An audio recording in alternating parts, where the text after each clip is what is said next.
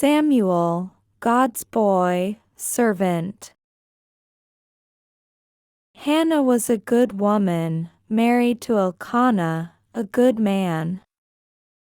They both worshipped God and showed kindness to others. But something was missing from Hannah's life. She wanted to have a baby. Oh, how she wanted a baby! She waited and prayed and hoped and waited some more. No baby came. Every year, Hannah went to worship at God's tabernacle. One year she promised God that if he let her have a son, she would give the boy to be God's servant forever. Old Eli the priest saw Hannah praying. He thought Hannah was drunk with wine because her lips moved but no sound came. Eli scolded Hannah. But Hannah told Eli about her prayer for a child and her promise to God. "Go in peace," Eli answered. "And the God of Israel grant your petition which you have asked of him." Eli's words gave Hannah hope. Soon great joy filled Hannah's heart. The Lord remembered her and answered her prayer. She and Elkanah had a little boy who was named Samuel, which means heard by God. But would Hannah remember the Lord and her promise to him?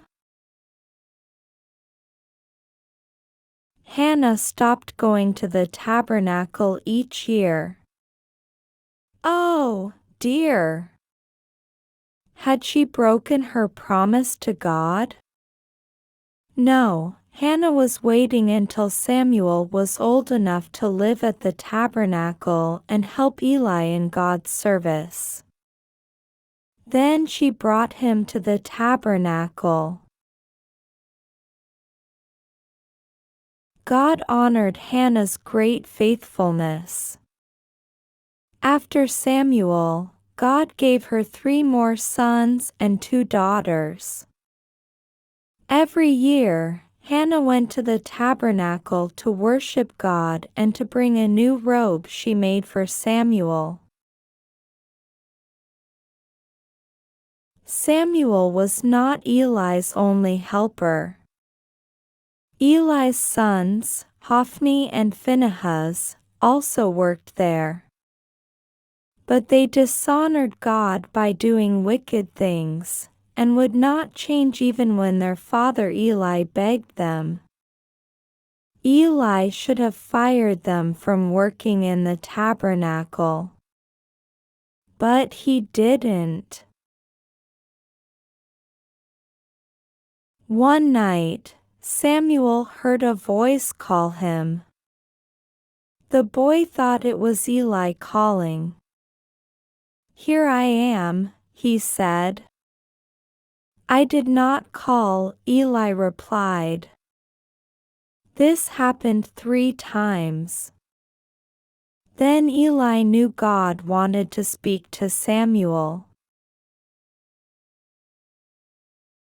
Eli told Samuel, "If he calls you, you must say, 'Speak, Lord, for your servant hears.'" And God did call again, and gave Samuel a very important message. In the morning Eli called Samuel. "What is the thing that the Lord has said to you?" he asked. Young Samuel told him everything. It was a terrible message. God was going to destroy Eli's whole family because Hophni and Phinehas were so wicked. God's warning came true. During a war with the Philistines, Eli's two evil sons led the ark of God before Israel's army. The enemy captured the ark and killed Hophni and Phinehas along with many Israelites. When Eli heard this, he fell off his seat, broke his neck, and died the same day. The ark of God brought trouble to the Philistines.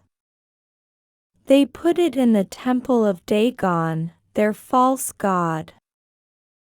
In the morning, the idol Dagon had fallen on its face. The Philistines lifted Dagon up, but next morning he was down again. This time Dagon was broken in pieces. Sickness and death spread among the Philistines. To see if God was punishing them, the Philistines had 2 cows pull a cart with the ark aboard. But they kept the cows' calves. If the cows go up to Israel and leave their calves, we will know God has done it, they said. And the cows went up.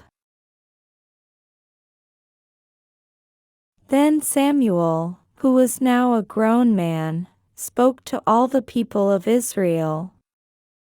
If you return to the Lord with all your heart, He will deliver you from the hand of the Philistines. The people obeyed God's faithful prophet. And the hand of the Lord was against the Philistines all the days of Samuel.